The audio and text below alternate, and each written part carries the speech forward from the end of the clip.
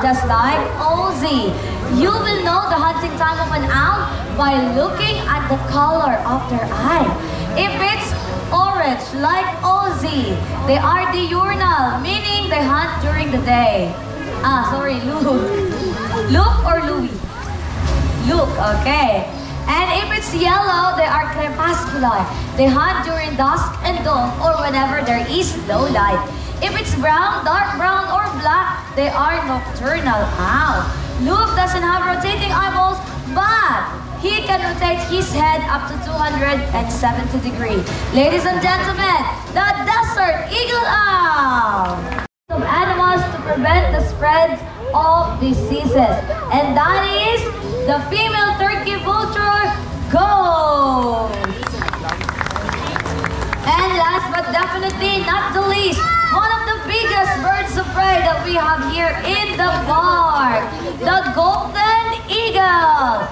And golden eagle have a wide range of mostly from the northern hemisphere, which is the cold part of the earth.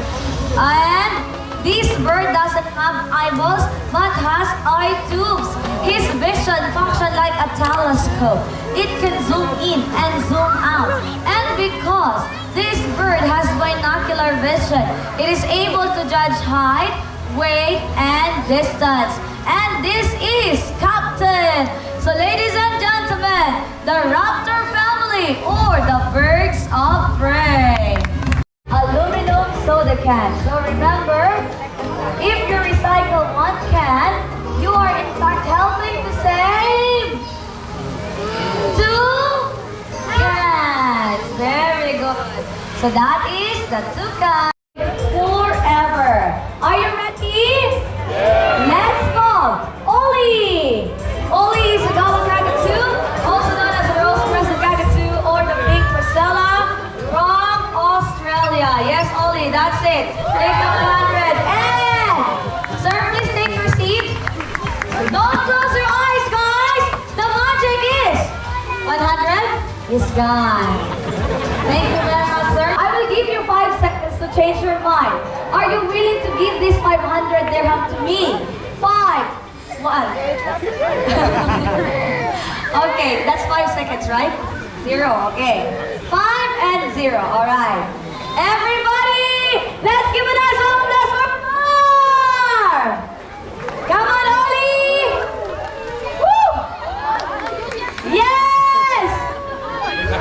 Yes! Thank you so much, Sir Omar. You can take your seat. In less than 10 minutes, guys, actually 5 minutes, I earned 600 dirham! Yeah! Ready. Now guys, get ready with the cameras in slow motion. Slow motion, ready? Oli, take it away! Woo! Yeah, nice one. Call it a little higher, please. A little higher. Higher. Okay, like that.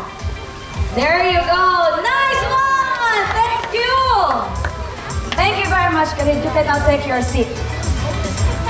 Yes, guys. Why everybody is looking at me? Have I done something wrong? Yes? This one. This belongs to me, right? I work hard for it. No, sir. This is for you. Hop the Please! Over here! Where are you going? Ali! I'm here, yes. Okay, Sophia, it's yours. Okay. They are called sunconures because when they are adult, their color will be orange and yellow. Now they are still green because they are still babies. They are 4 months old only. When we got them, they can't even fly. They're only 3 weeks old. Thank you very much. The window is not there. It's over here. Okay, over there. Okay, again, ladies, Frida, gentlemen, Tonto, are you ready? Set and go!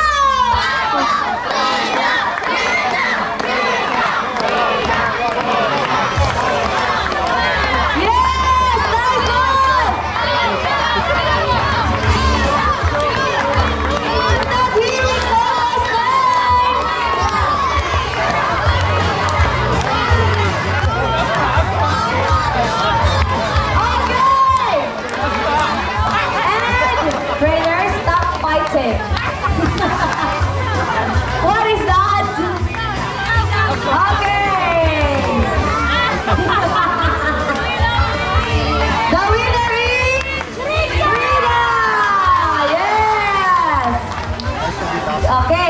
let's have a rematch. Okay, rematch. Gentlemen, do you want rematch? Gentlemen, do you want rematch? Are you sure? Best of 3. Okay, ready, set, and go!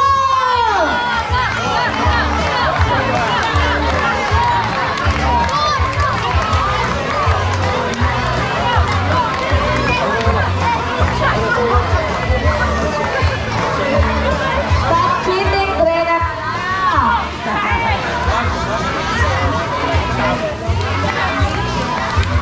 Okay, that's what's happening when you're trying to cheat.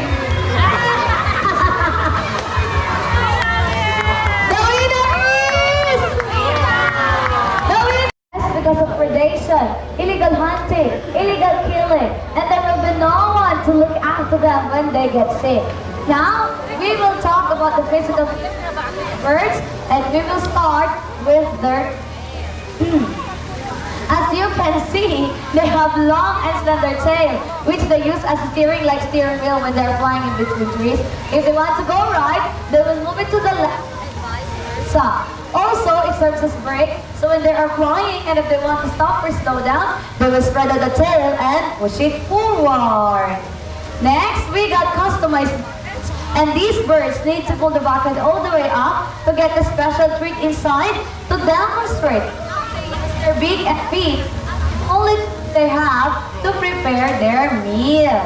The beak is quite powerful, and that can break the shell of the hardest nut they could find, for example, the walnut, and they can even break that coconut shell with their beak. That's how strong it is. They have two distinct colors, the blue and the blue and yellow. They have two distinct colors, which is blue and yellow. That's the name, blue and yellow macaw or blue and gold macaw. Lady, Naki, and Jellybean will show you the colors. Yeah.